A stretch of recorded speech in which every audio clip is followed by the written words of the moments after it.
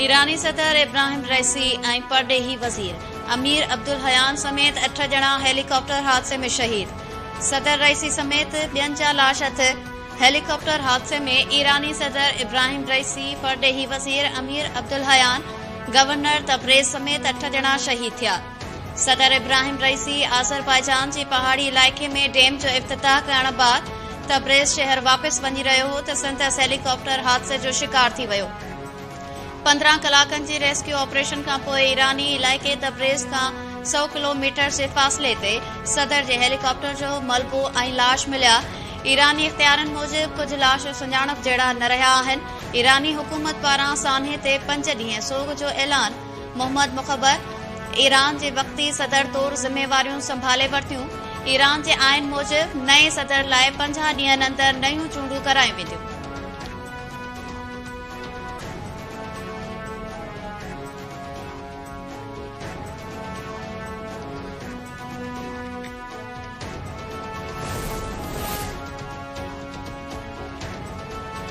सदर आसिफ अली ज़रदारी, वज़ीर आज़म शहबाज शरीफ समेत पाकिस्तानी क़यादत पारां ईरानी सदर जे हादसे में फ़ौत थियण ते ॾुख जो इज़हार। 1 ॾींहुं सोग जो ऐलान। क़ौमी परचम बि निवियल। सदर आसिफ अली ज़रदारी चयो आहे त ईरानी सदर जी शहादत सां इस्लामी दुनिया हिकु अज़ीम अॻवान ऐं पाकिस्तान हिकु अज़ीम दोस्त खां महरूम थी वियो आहे। वज़ीर आज़म शहबाज शरीफ ईरानी सिफारतखाने बि पहुतो। संदसि चवणु हो त पाकिस्तानी हुकूमत ऐं अवाम पारां वॾे नुक़सान ते ईरानी क़ौम सां दिली ताज़ियत ऐं हमदर्दीअ जो इज़हार करे थो।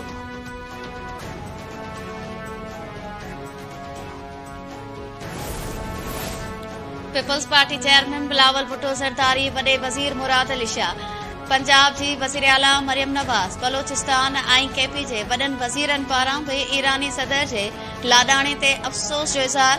बिलावल भुट्टो ज़रदारी चयो आहे त अफ़सोसनाक वाक़े ते हर पाकिस्तानी ॾुखारो आहे।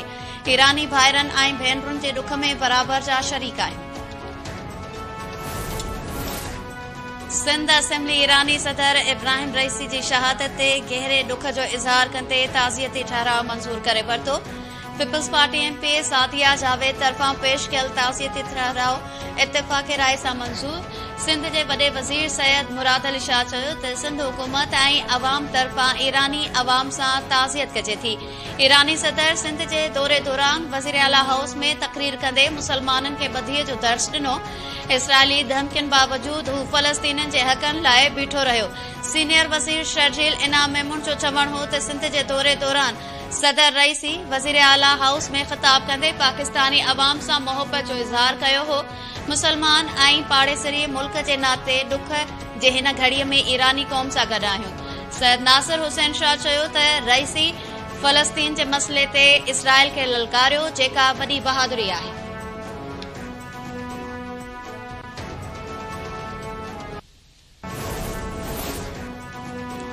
आलमी अख़बारनि पारां हेलीकॉप्टर हादसे में ईरानी सदर जे फ़ौत थियण वारे वाक़े ते अफ़सोस जो इज़हार।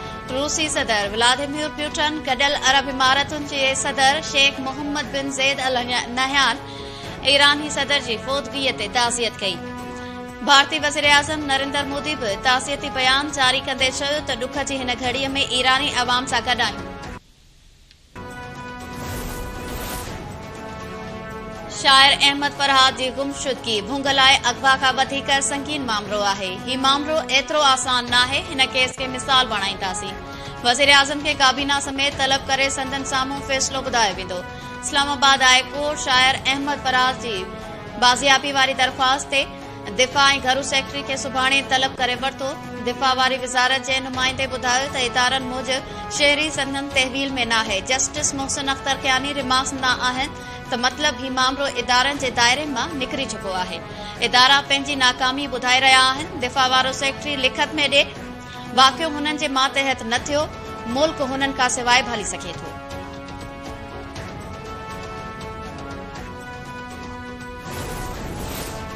दिफ़ा वारी वज़ारत चई चुकी आहे त अहमद फरहाद वठन नाहे। अगवा केस में वज़ीर आज़म ऐं काबीना मेंबर्स खे अदालत में तलब करण जी ॻाल्हि जज जो मैंडेट नाहे। कानून वारे वज़ीर आज़म नज़ीर तारड़ चयो आहे त रिपोर्ट थियो त काबीना खे हिते विहारे छॾिबो। इहो पार्लियामेंट जी अहमियत घटि करणु आहे। समूरनि इदारनि खे हदुनि में रही कमु करणु घुर्जे। ग्रेड 1 खां 16 ताईं जी ख़ाली पियल समूरियूं असामियूं ख़त्म। नईन गाॾियुनि जी ख़रीदारीअ ते पाबंदी। वफ़ाक़ सूबनि जे तरक़ियाती मंसूबनि में फंडिंग बि न कंदो। वफ़ाक़ी हुकूमत ख़र्च घटाइण बाबति IMF खे बचत प्लान पेश करे छॾियो।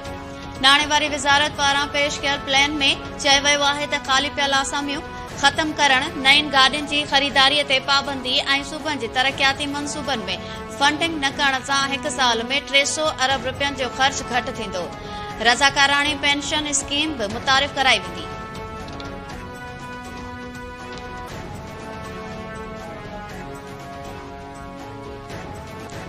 पनवाकल मां 1 हफ़्तो अॻु अगवा थियल बाड़ो मोहम्मद हुसैन आराई बाज़ियाब। 2 औरतुनि समेत कुझु जवाबदार गिरफ़्तार। DIG पीर मोहम्मद शाह ऐं SSP सखर अमजद शेख पनवाकल पहुची बाड़ो वारसन हवाले करे छॾियो। नींगर जे घर में ईद जहिड़ो समा। बाड़े जी बाज़ियाबी जो ॿुधी सवें शहरनि बि गुलनि जा हार खणी पहुता। वारसन खे मुबारकूं। DIG पीर मोहम्मद शाह जो चवणु आहे त रज़ा ॻोठ जे कचे में कार्रवाई करे बाड़े खे हिफ़ाज़त सां बाज़ियाब करायो। 2 औरतुनि समेत कुझु जवाबदारनि खे गिरफ़्तार कयो आहे। SSP अमजद शेख चयो आहे त बाड़े जी बाज़ियाबी में फतह थी। शहीद जान मोहम्मद महर जे कातिलनि जी गिरफ़्तारीअ में बि जल्द कामयाबी मिलंदी। जान मोहम्मद महर जे कातिलनि जी गिरफ़्तारी पहिरीं तरजीह आहे।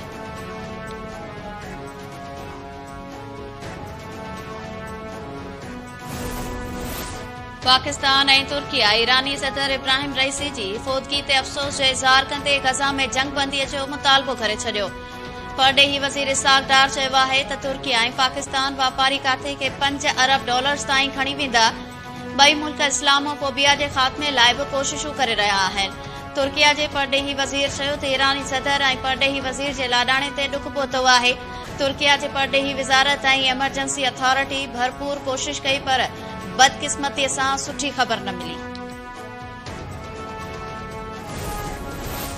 Army chief general Asim Munir सां तुर्किया जे परडेही वज़ीर जी मुलाक़ात। गॾियल दिलचस्पी वारनि मामलनि ते ख़्यालनि जी ॾेवट। ISPR मूजिबि मुलाक़ात दौरान तारीख़ी, सक़ाफ़ती ऐं मज़हबी रिश्ते ते क़ाइम ॿिन्ही मुल्कनि जे लाॻापनि ते इत्मिनान जो इज़हार कयो वियो।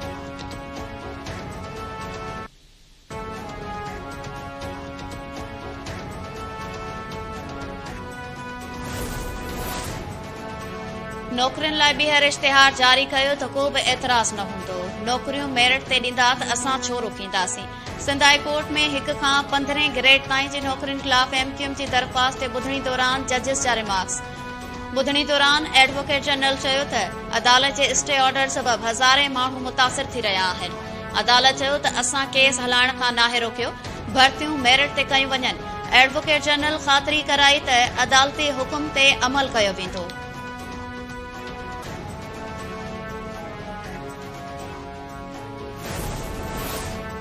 सिंध जे एक्साइज़ खाते पारां टैक्स चोरनि ऐं मंशियात फरोशनि ख़िलाफ़ कार्रवाई लाइ रैपिड रिस्पॉन्स फोर्स जोड़ण ऐं ईद उल अज़हा खां पोइ प्रीमियम नंबर प्लेट्स नीलाम करण जो फ़ैसिलो। इजलास में प्रीमियम नंबर प्लेट्स जी फराहमीअ लाइ SOPs खे हतमी शक्ल ॾियण जो बि फ़ैसिलो कयो वियो। सीनियर सूबाई वज़ीर शर्जील इनाम मेमून चयो त एक्साइज़ खातो मंशियात जी स्मगलिंग रोकण लाइ चेक पोस्टूं क़ाइमु करे। शुरूआती तौर हर कैटेगरीअ में 7 प्रीमियम नंबर प्लेट्स नीलाम कयूं वेंदियूं।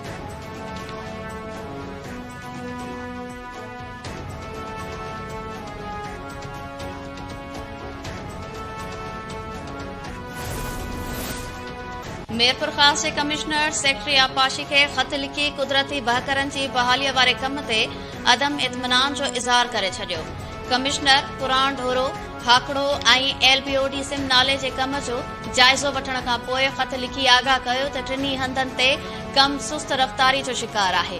जुडो, शुजाआबाद, हुसैन बख्श मरी, मीरवा गोरचाणी, सामारो ऐं कलोई तालकनि में कुदरती बहकरनि जो कम तेज़ करणु घुर्जे।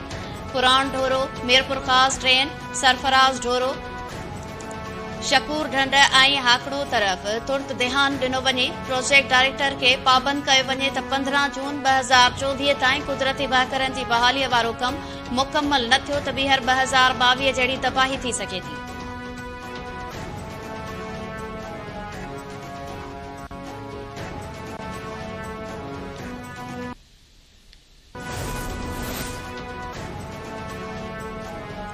कानपुर वेझो 10 मील पुलिस चौकीअ ते हथियारबंदनि जी का एहलकार मुबैना तौर अगवा। फैज़ूबारे इलाइक़े में हथियार बंदन पुलिस चौकी ते काह करे हेड कांस्टेबल सिद्दीक मलिक ऐं इमदाद अली सुमरो खे अगवा करे कच्चे तरफ़ फरार थी विया। ॿिनि पुलिस एहलकारनि जे अगवा वारी इतला बाद पुलिस में थरथलो। शिकारपुर पुलिस ॾुहारनि पुठियां वियल।